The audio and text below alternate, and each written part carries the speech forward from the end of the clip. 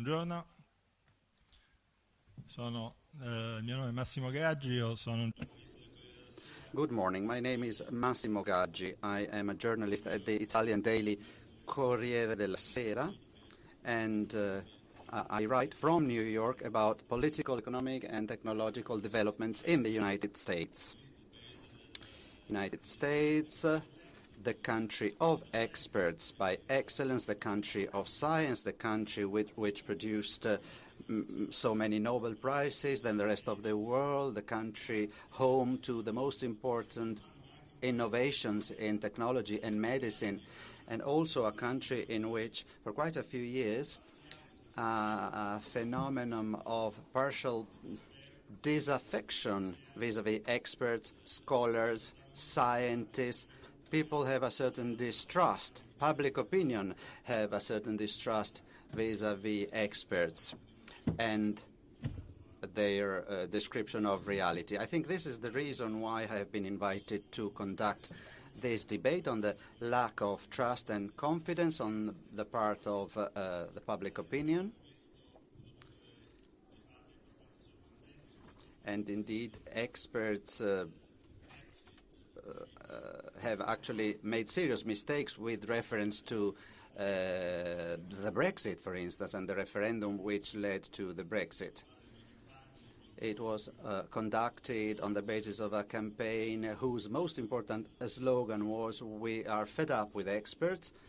All of them were, of course, in favor of the Remain, and then the election of Donald Trump in the States.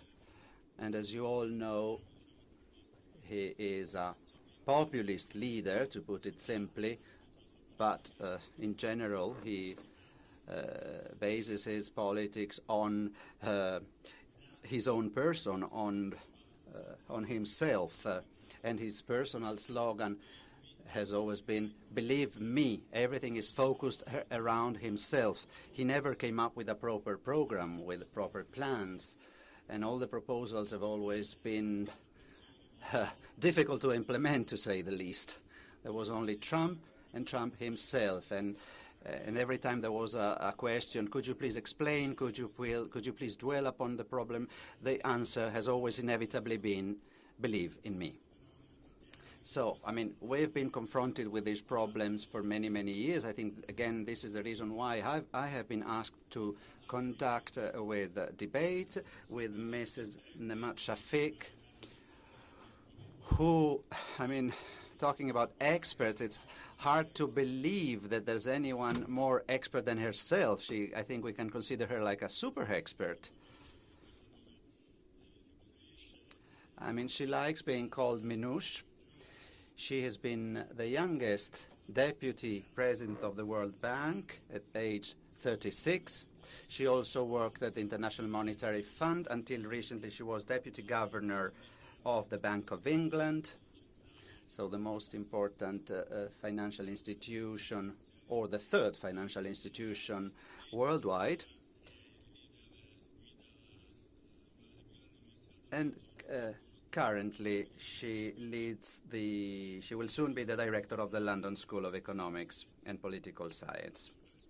So, needless to say, we're dealing here with a super expert, and a great honor and privilege having her here, and a great honor to be able to discuss with her. And as a super expert in recent months, she asked herself, why? What are the reasons behind this distrust, lack of confidence with experts? She wrote about the subject, she spoke in public about this subject, and she was able to come up with something that we are all aware as journalists, that is part of the public opinion struggles. Finds it difficult to remember what we had before. In politics, what Europe was prior to the European Union, and then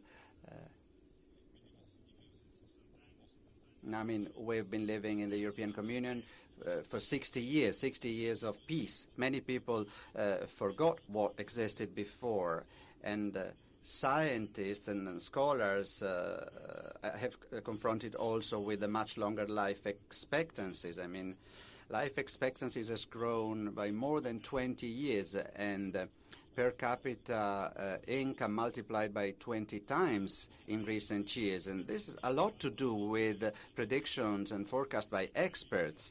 And these forecasts have been truthful and effective in several fields, including medicine, technology, etc. But inevitably, one also has to come to terms with the fact that experts, to some extent, are now locked up in their ivory tower and have found it difficult to explain most of the phenomena, current phenomena. Sometimes they use unclear language, hard to understand for people who are not experts, who cannot know as many things as they know, and ended up with wrong predictions. For instance, think about the distrust vis-à-vis the bureaucracy and the red tape in Brussels. More Europe, less Europe. Now, I was invited to chair this debate, but I want to start with a couple of things looking at my experience in the U.S. A couple of weeks ago, I was in the Silicon Valley for a series of conferences, and at Stanford, I interviewed a politologist, Francis Fukuyama, who became quite popular 20 years ago, owing to a book whose title was The End of History. I interviewed him on Trump and Trump's politics. He is an interesting scholar. He followed the neocon movement and then left the movement after the war in Iraq. And he is able to analyze in a balanced fashion what is going on in the world, although he is profoundly conservative.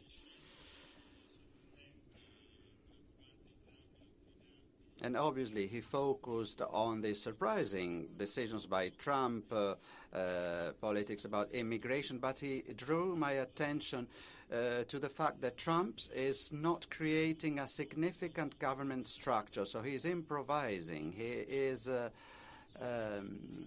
doing everything surrounded by a small group of people he trusts, and in a system in which personal confidence is much more important than the general confidence of people in general. The State Department is not covered by competent people. He is neglecting some of the most important ministries. And this scholar was telling me, believe me, a country within an elite without a good leadership is destined to die. And he reminded me that of the case of Andrew Jackson, who became president in 1829, and similarly to Trump, said that you didn't need specific competencies to govern a country, that the man of the street was good enough to govern and was honest enough and familiar with the true problems of the people to be able to govern a country and have government responsibilities. And the consequence, in his opinion, is that America was governed for about a century in an incompetent and corrupt fashion. Just to give you an idea that the problem is deeply felt in the United States, but this has nothing to do with Donald Trump only. Donald Trump continued something which had started much earlier. The phenomenon of tea parties 8-9 years ago was possibly the beginning, or possibly even earlier than that.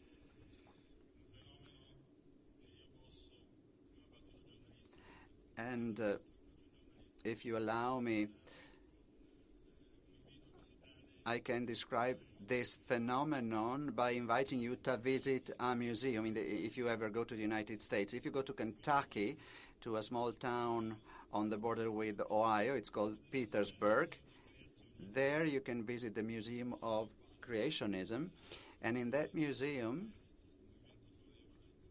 there's a movement who is in favor of the literal interpretation of the Genesis, and they set up a huge monument with a Noah's Arch bigger than 150 meters, and they depict their theory whereby the world wasn't created millions of years ago, And it's not true that there were dinosaurs which then were extinct. They state that on the Noah's Ark there were dinosaurs, and that the dinosaurs only went extinct a few years ago because the world was created 6,000 years ago. And then all the dragons of the medieval legends are actually the last dinosaurs to go extinct. Now, this creationism, this movement, and this theory denying Darwinism is becoming mainstream in many areas of the United States. There are many schools and many states in America where creationism is actually taught. It's part of the curricula. It's a topic of discussion, and was used to remove Darwinism from school curricula. I mean, this phenomenon are growing in the American society over the years, and obviously causing damage and havoc, now leading to the situation whereby many scientific evidence are being denied and rejected. Having said this, the floor is to Mrs. Shafik, please. I'm going to stand if that's all right. I think you'll hear me better. Good morning, everyone. But in many circles, being introduced as a super expert might be taken as an insult, but I'm going to take it as a compliment. I was an expert early in my career. I published academic papers. I taught in a university. I subjected myself to the rigors of expert life. But really, for the last 20 years of my career, I have been a mediator of expertise. I've been someone who's managed experts, who has taken the benefits of expert advice to shape policy decisions, and now going to the London School of Economics, I'm going to be running a factory that produces experts, because in the end that's what universities are.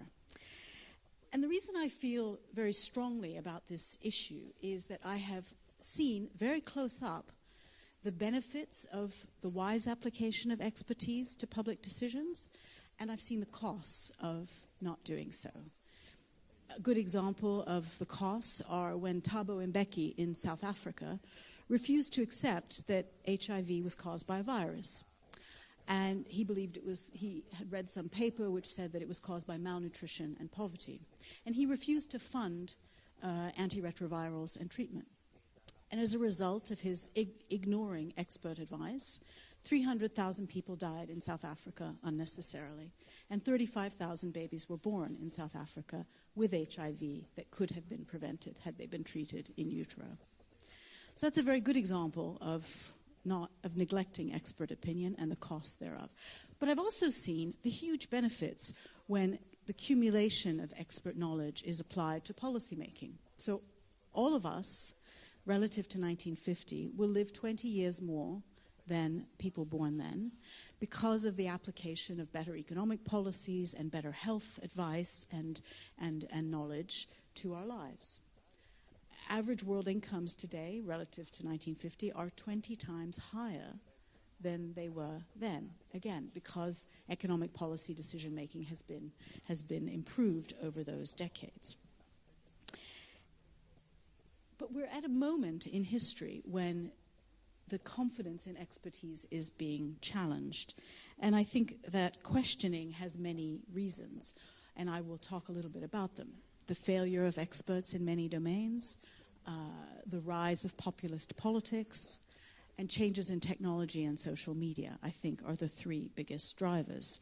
And what I'd like to talk about this morning is why we need, I'd like to make the case for why we need even more and better experts in the future so that policymaking is based on evidence and facts rather than on emotions and prejudice.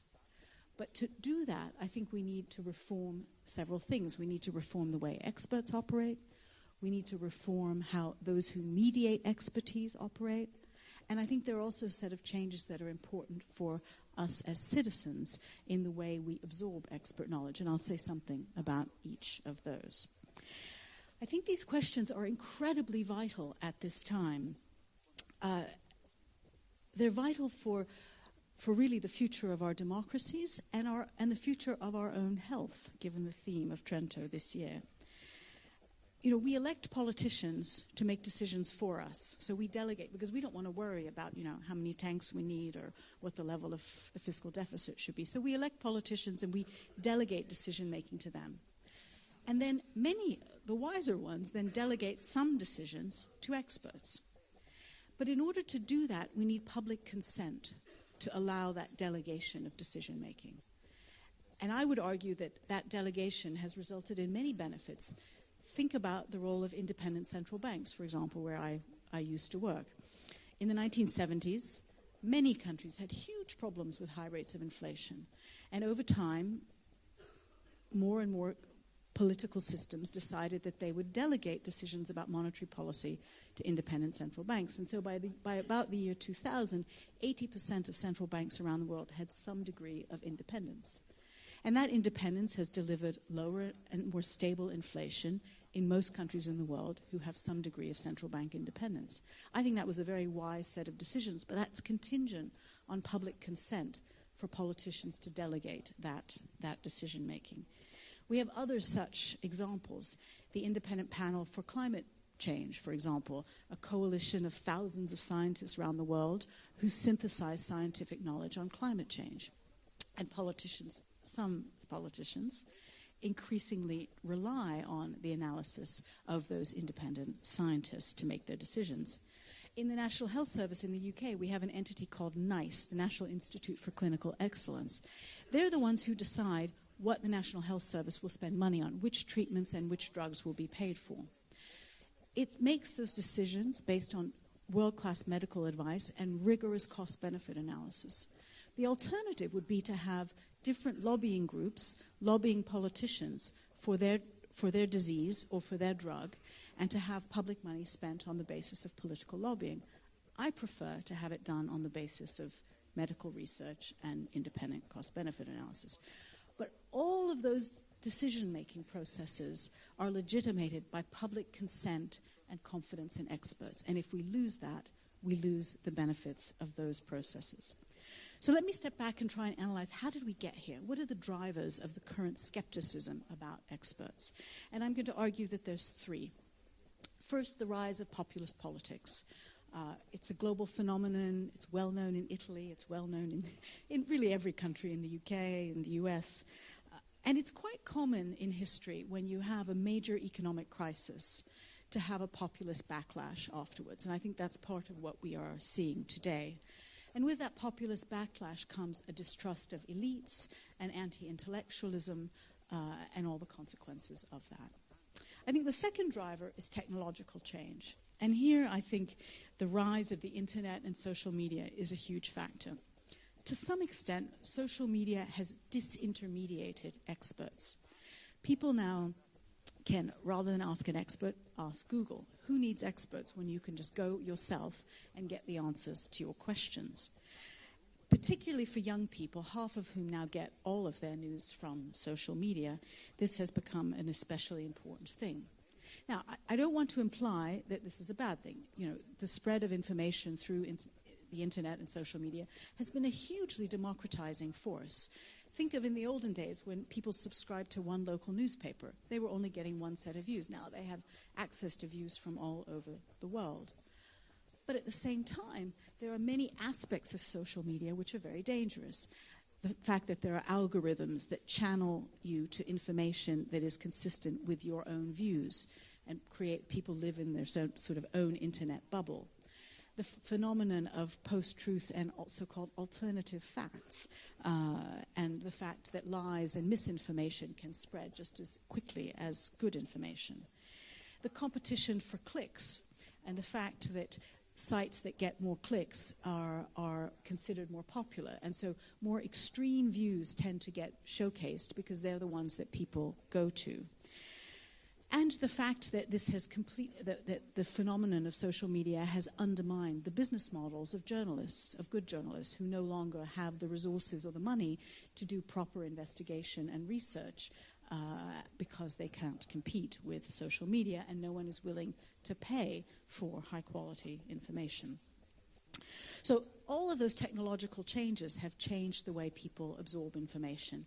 Think about when you want to go to a restaurant. In the olden days, you would consult restaurant critics who were experts, who made their living, and we would read books and see which ones had the most Michelin stars or whatever it was you wanted to do.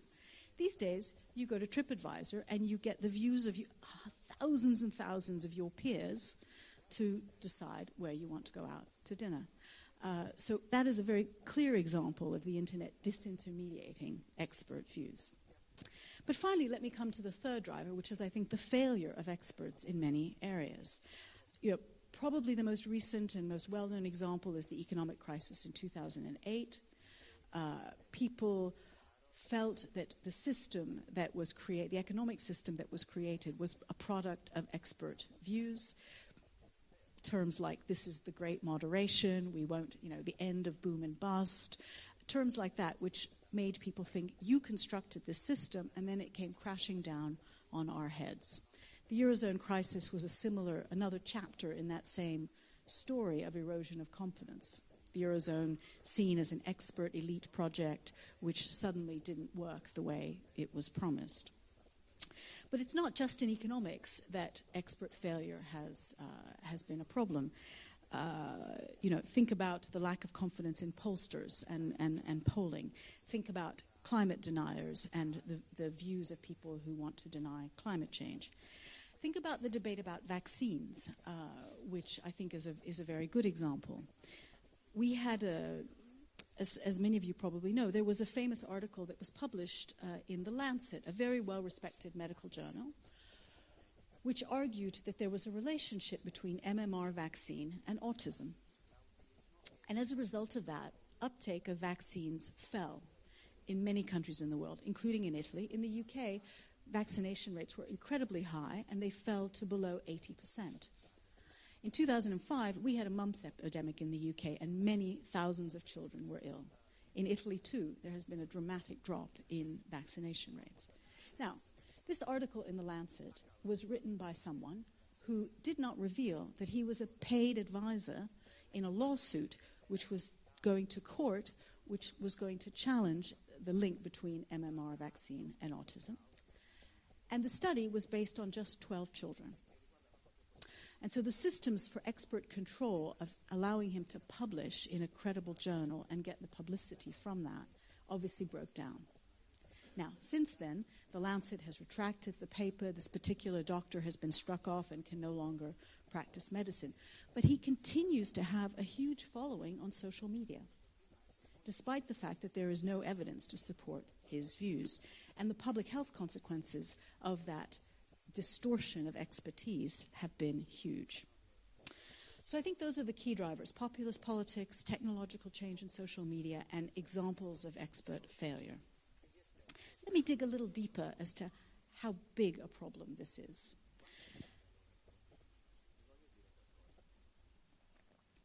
First, I think it's important to acknowledge there are many aspects of life in which there is what I'll call quiet expertise, where people have confidence and trust in many domains. Every time one of us gets into an airplane, we have confidence that the air traffic controller is an expert and knows how to do his job. Same when we get into a car. Same when we go to our GP. By and large, in most domains of life, there continue to be high levels of trust in experts.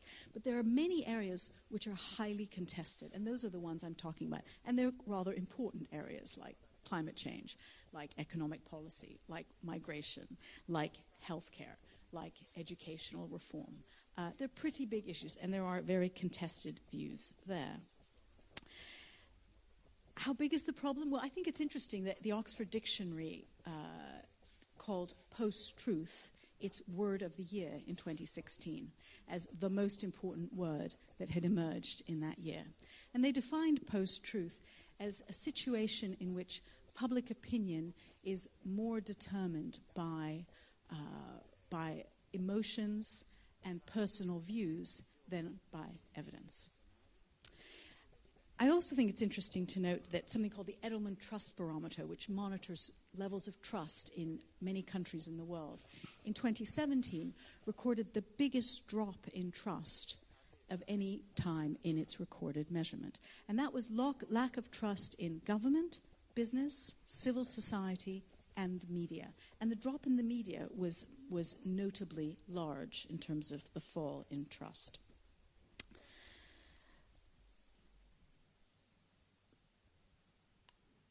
I think trying to understand where some of this is happening also must lie in the way that experts operate. So if you think about how experts operate, they tend to do quite a lot of what we call boundary work, defining the boundary between who is an expert and who is not. So to be an expert, you have to have certain degrees. You have to speak a certain language. There's certain jargon associated with different types of expertise. You have to publish in certain sorts of journals, and they control who has access to those journals and who can publish. Experts also control the reproduction of experts and who is legitimated as another expert. And experts also have certain practices to govern the quality of what they produce. So, for example, principles that research should be independent. In the UK, we have something called the Haldane Principle, which says that the topics of research for academics should be chosen by academics and not by politicians. We require independent peer review. In most good journals, you have to have 2 peer reviewers who are anonymous, who criticize your work and judge whether it deserves to be published. You have to reveal the sources of your funding. You often have to publish your data so that other experts can reproduce your results and see if you've done the analysis properly. So there's a whole infrastructure of how to become an expert and how to manage the quality of production of expertise. And all of that, I would argue, is vital, because all of that helps build confidence and credibility to the process. But it also serves to exclude, and that's a huge problem. It excludes the general public from the production of expertise and often from knowledge of it. We did some work at the Bank of England which looked at the linguistic complexity of our reports, our main report, something called the Inflation Report, which we published every 3 months. That document was so complex, the language was so complex, that only 1 in 5 people in the UK could understand it, given the level of complexity of what was written. That's a big problem. I think the other problem in terms of the way experts operate is how they communicate.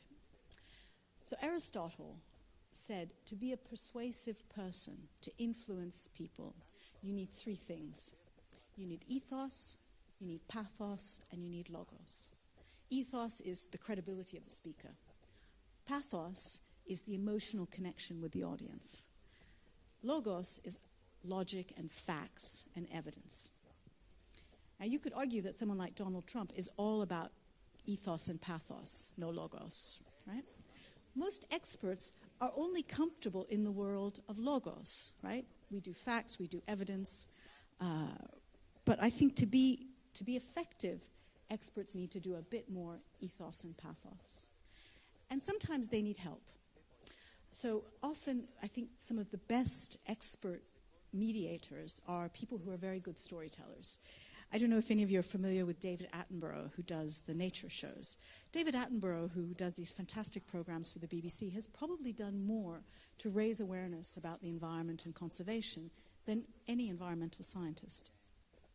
Someone called Michael Lewis, who has written a lot of books about the financial sector and recently made a movie called The Big Short.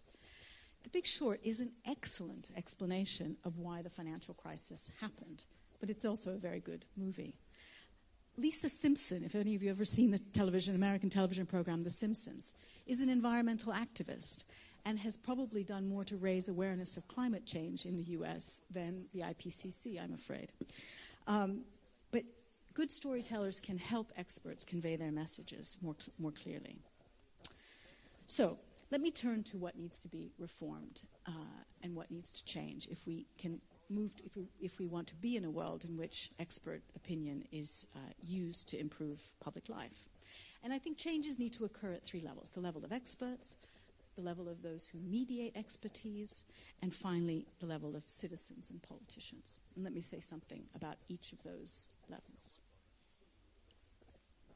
For experts, I think experts need to maintain those really rigorous quality control standards that create boundaries around expertise so that not everyone who wants to express a view without any evidence or knowledge can publish in a respected journal, for example. I think those standards are vital for increasing and maintaining the trustworthiness of experts. So keep the boundary work, and I also think some of that boundary work should be spread more widely. So, for example, think tanks rarely say who is funding them. They rarely publish their data. Same for the media. Why not expect higher standards of transparency and quality control among other sources of opinions and views? Second, I think experts need to also embrace uncertainty. When I was at the Bank of England, we would publish a forecast every quarter, and the press would latch on to the headlines, right? So the headline would be, Bank of England says economy will grow by 2%. It's not actually what we said. What we said was that if circumstances similar to today prevail in the future, in 100 cases, in 50 of them, growth is likely to be above 2%, and in 50 of them, growth is likely to be below 2%. And there's a range of probabilities around 2%, which we reflect in a fan chart, which is actually the forecast. Now, no headline writer is going to write that, right? That's way too complicated. But we didn't actually say the economy would grow at 2%. And when the economy grows at 1.8% or 2.3%, they come back and say, you were wrong. And I think experts need to resist and keep insisting on the uncertainty around our predictions and the uncertainty around our knowledge, even though everything will press you to do the opposite, to give false precision. But in the long run, it will build the credibility of experts to acknowledge that there are many things that are unknown. Finally, I think the third thing for experts is that they need to communicate more clearly, not to dumb down and not to talk down to the public. But in my experience, real experts, people who really know what they're talking about, can explain things in very simple and clear language. And I think working on that and working with good storytellers can mean that experts will be heard more often. Next, let me turn to what others who mediate expertise need to do differently. And here, I think there are two things that need to happen. First, I think you need to, we're never going to go back to the days when experts, everybody trusts the newspapers and everybody trusts politicians. Those days are gone. But what we need to do is give the public tools so that they can differentiate between good experts and bad, politicians who are speaking sense and those who are speaking rubbish. And there's some good examples of that. Authoritative websites, for example. Like you, every time if I get an illness or some symptom, I go on Google and I type in my symptoms, and then I get thousands and thousands of websites which tell you a whole range of things as to what could be wrong with you. Very disconcerting. And then I come to my senses and I go to the National Health Service website, or I go to the National Institutes for Health website, or I go to the Center for Disease Control, some authoritative source which has synthesized all of the expert opinion and best research and helps me figure out what I should do. So authoritative websites and authoritative institutions are important. Fact-checking, also an increasingly important thing to check the probity of facts being used in political debate. And I think fact-checking is going to become an increasingly important part of our lives, and we should be able to see which things have been correct or not. Codes of conduct and what we call kite marks, where an organization or a piece of evidence is certified by some third party to verify, yes, this is fair trade coffee and it is certified by this association which verifies that, or workers have been paid adequately in the factories. So third party verification is also helpful. And then I think the other thing for mediators of expert is the role of social media. And here I do think we are at an important transition point. Up until now, platforms like Facebook and Google and others have said, we're just platforms, we're not publishers. I don't think that's credible anymore. I think they need to take greater responsibility for the content, especially when that content is incendiary, racist, promotes terrorism, promotes hatred, or promotes the spread of false information. Now, they are beginning to address this issue slowly. and are relying increasingly, say, on fact checkers who can then, they will label if stories have been found to be false by fact checkers. But I do think much more is needed in this area, and I think, frankly, if they don't do more on their own, there is a very real risk that they will be regulated. And I think Germany is kind of taking the lead in some areas here. I think other countries are waiting to see, but I do think something has to happen. Now let me turn to citizens and politicians and what needs to change there. I think clearly education has to respond to this new world. There was a very interesting study done at Stanford which looked at thousands of children in the United States from primary to university level to assess their digital literacy. And their conclusion was that the situation was, quote, bleak. They found that young people, and here I'm including university students, couldn't tell the difference between a real news story and an advertisement.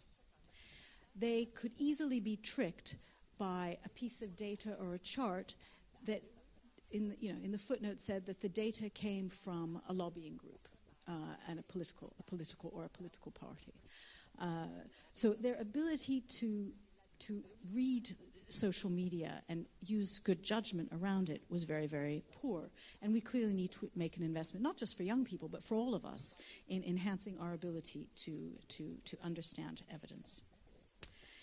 Now let me turn to citizens and politicians. And here I think there's some very important issues around the boundaries between experts and politicians. Many of the problems that we've seen in recent years have been when experts try to be politicians or politicians try to be experts. And my view is that boundary needs to be managed very carefully.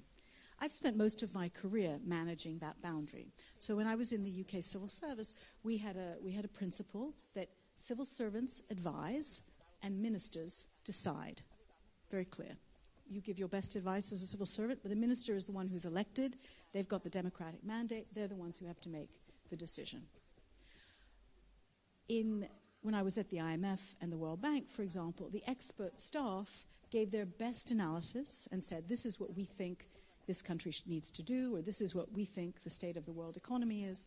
But then the board, which represents 189 sovereign governments, is the one to make political trade-offs. The staff of the IMF says Greece needs debt relief. The board says, well, maybe let's see if we can muddle through for another 6 months. But that's for they're the democratic authorities. They're the ones who have the right to make that decision. So I think in general, and I should also say that I think universities have a very special role to play in this ecosystem because they are independent and they come with that academic freedom, which means that they can be an independent voice in some of these debates around the boundaries. And ultimately, what I'm going to call technocracy, the world of experts, really only gets its legitimacy from democracy. So, Macmillan once said, we didn't overthrow the divine right of kings to bow before the divine right of experts. So experts have to, stay in their box, so to speak, and politicians kind of need to stay in theirs. And then finally, I think this implies different things for citizens. I think as citizens, we need to demand evidence. When we have politicians or the media transmitting things that we think are absolute rubbish, we should say that. And we should demand the evidence. And we should engage with the debate. And in that sense, events like Trento are so vital for engaging citizens in public debate on the most important issues of the day. This is an incredibly important pillar of democracy, and congratulations to Tito and the organizers of Trento and to all of you for being here, because this is exactly the sort of event which brings experts and the public, the informed public, together to get a better understanding of the issues that affect all of us. So that would be my pitch for how things need to change. I do think it's absolutely vital that we embrace this agenda, because if we don't, the future looks rather scary and bleak, and it doesn't have to be. Thank you very much.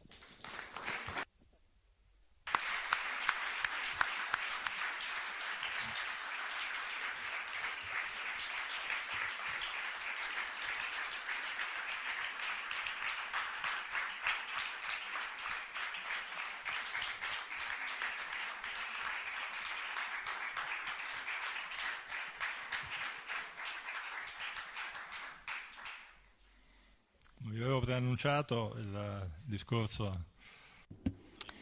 As I anticipated, Minusha's presentation was extremely to the point, exhaustive, and elegant at the same time. She was very effective in raising some delicate issues, including the way experts behave. She also mentioned and stressed the issues related to the media, the mass media, my world, being a journalist myself, and the limited ability of journalists of being good storytellers.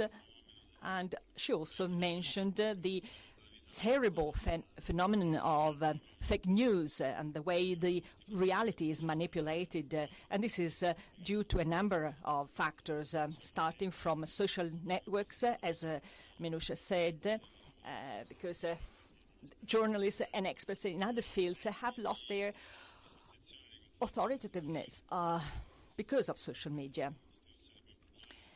Now the main popular institutions are the social media, and all of this is the result partially of the new waves of populism that have arisen, as mentioned, and to the polarization of communication that, as Minusha clearly said, is due to the fact that extreme positions are the most clicked, the most effective in terms of communication, and are also the most rewarding in terms of returns generated by advertising. And this has led to a society that is made up of tribes. So when you belong to a tribe, you fail to be critical in your opinion. You find it difficult to look at differences and try and understand them, and we all tend to become entrenched in our own views.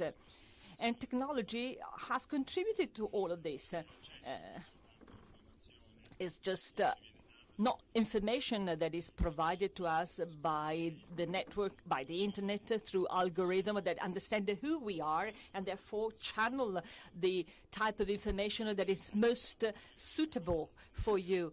The same applies to everything, to music, for instance. Music, we are provided with playlists that are, again, customized to us, to our specific requirements and desires. But before leaving the floor to the audience, I would like to ask a question to Minouche.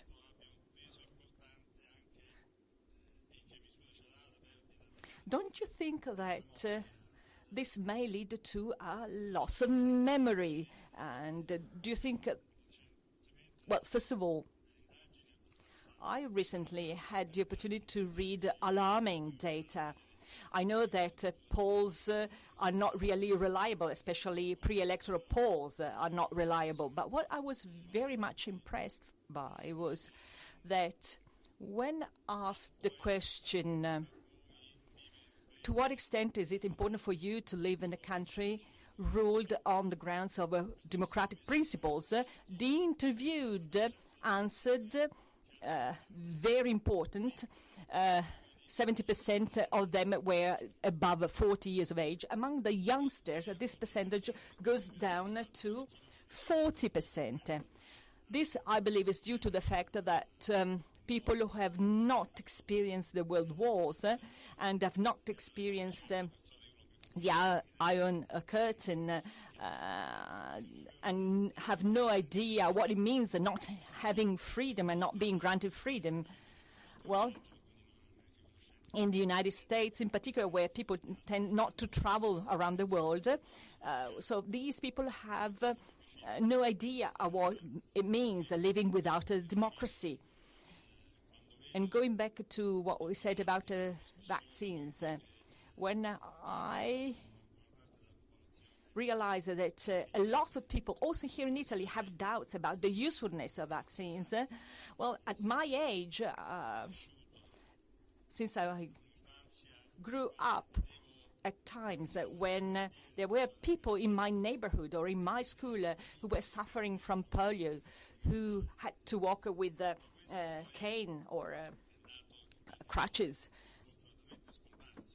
and who have almost disappeared today. Well, I'm surprised to see that there are people who have forgotten completely about this and who are discussing about vaccines as if it were just a philosophical speculation and not a real issue. So going back to my question, don't you think that losing memories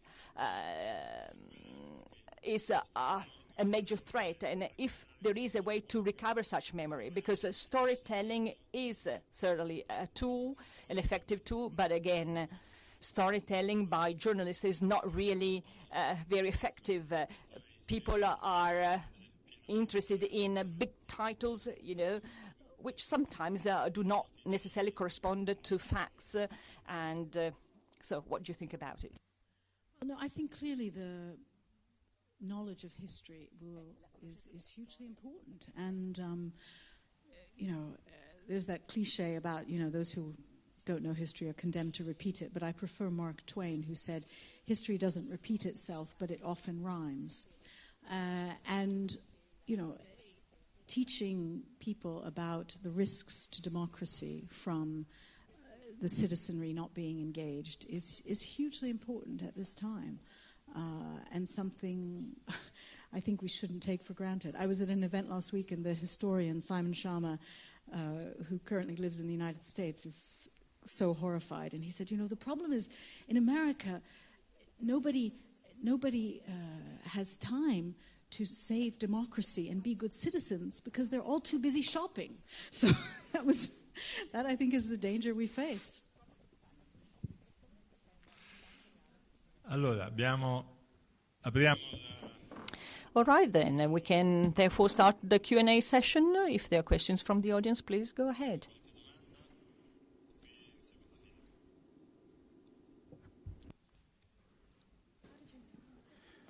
Thanks. It's a very important topic. Two points. First, to be a little bit more specific, we had recently, especially in the UK, but not only in the UK, all this debate about expertise was really about Brexit and the consequences of it. And I'd like to hear your view on what went wrong. To me, there were two failures on the part of experts. One was aggregation. They looked at problems, questions on the aggregate without a sufficient degree of granularity to understand what's happened for particular people in particular places.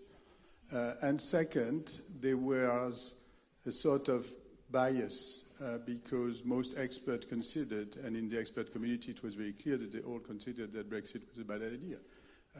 And this was interpreted in a way as capture instead of being a sort of truth.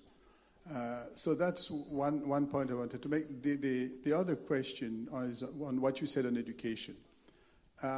The paradox is that the distrust for expertise goes hand in hand with the increase in the level of overall education. So the question is what type of education we need to help people navigate with information. And I think you said, but it's extremely important, it needs to be a much more education to the forming of the critical mind. And that's what's missing in many of educational systems. The example you gave is just that the school doesn't educate into being able to sort of distinguish truth from false information. And I think that's a sort of fundamental change in the way we conceive education. Sintetizzo soltanto rapidamente per chi non parla inglese. La domanda riguarda la prima, un giudizio più approfondito su Brexit e il ruolo che gli esperti hanno avuto in questa situazione, in questo referendum, e il secondo invece riguarda l'education, l'istruzione, che tipo di livello di istruzione è necessario per navigare in questi nuovi tempi in cui appunto si perde la capacità critica, se bisogna appunto educare specificamente gli studenti in questo campo. So Jean, yes, I mean, good point. First on Brexit. I mean, I think I take your points. I think for me also a critical difference was, going back to Aristotle. The Remain campaign was all about logos. It was all economic data, forecasts of how much people would lose under Brexit and so on. The Leave campaign was all about pathos. It was all about getting our sovereignty back, migration is a threat, and I think people responded more to the pathos than the logos, so I think that was a big part of the story. And I also think that this kind of post-truth abuse of facts was not called out quickly enough. So there was a critical number in the Brexit debate which was used, which was that if we leave the European Union, we will save £350 million a week, and that money will go to the National Health Service. And all the campaign buses for the Brexit and Leave campaign had this £350 million number painted on the buses. Now, that number was completely false. First of all, it was a gross number, not a net number. It wasn't actually accurate. And since the vote, they have now backed away and said, oh, terribly sorry, we're not going to spend $350 million more a week on the National Health Service. So it was a completely false number. But nobody called them on it for weeks and weeks until finally, the UK national statistician came out and said, this is a false number. Now, part of the problem was that you could only figure out it was a false number if you looked at Annex something of the national accounts in the pink book published by the Office for National, and it was buried somewhere in some official publication. I think experts need to be more on the ball of calling out false information when it's out there. And then on education, I think education is a huge part of this story. And I think it's interesting to note that support for populist politicians is highest among the least educated. And that is true if you look at who voted in the US elections. It's true if you look at most of the European elections. Education is a big part of the story in terms of where people turn to for political, with their votes. And education, the nature of education, so just the level of education will help, but also the nature of education. I think, teaching facts to young people today when all of them can just go to Google and find out what the capital of so-and-so is, or, what X times Y is a waste of time. What we need to teach young people today is critical thinking and analytical skills, and learning how to learn, knowing how to collect information and judge its quality. And I think our educational systems are at a point in which that change has to be quite profound, and starting at a very young age. Too much time is spent in a classroom having children memorize facts which they could look up instantaneously on the internet, and that's a missed opportunity, and will certainly help with making them better citizens if we teach them more critical thinking.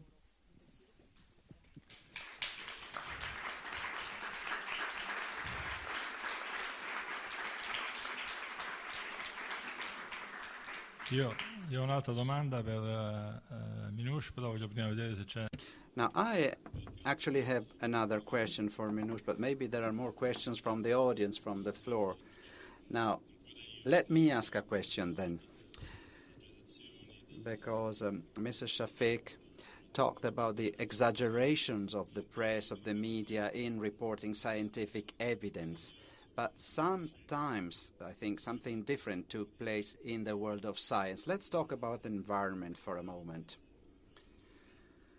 We know that, unfortunately, yesterday, Trump and the United States decided to leave the Paris Agreement on climate change, causing great scandal on the part of the scandalizing the rest of the countries of the world, and disconcerting most of the scientists. But Trump took his decision to leave the Paris Agreement after years of development of anti-environmentalist thought in the conservatives Americans, and looking at data which to some extent were provided by scientists, exaggerating their figures, and sometimes they even admitted that they had provided figures which were not entirely reliable. So maybe scientists did make mistakes every now and then, not providing truthful evidence, not providing truthful figures. Okay, the example of vaccines was mentioned here, but also sometimes scientists tend to present reality in ways which is more appealing to the public opinion, which again is a mistake. Do you want me to respond to? I mean, I think that's why maintaining the standards of rigor around scientific evidence is really important. And I think, and I think there's a big debate in science. There was a fantastic event last month called the March for Science. I don't know if any of you followed it. In 600 cities around the world, scientists demonstrated to defend the principles of science. And they had, I think, what's probably the nerdiest chant of any demonstration I have ever seen. So there were all these scientists, looking very sciencey like, shouting, "What do we want? Evidence-based policy. When do we want it? Only after peer review," which is not a very common demonstration chant for that situation. But I think they are right that they have to maintain their standards, because when people slip and publish things that are of poor quality and don't have the evidence base, they undermine the credibility of all science. And that's why I think the boundary work that experts use needs to be maintained. But that doesn't mean that the boundaries are not permeable, that you're not able to communicate with the public. But I think people who are poor quality researchers and scientists need to be exposed. E con questo, se non ci sono altre domande, io ringrazierei. Unless there are other questions from the audience, may I thank you all very warmly for being here and for your attention. Thank you very much.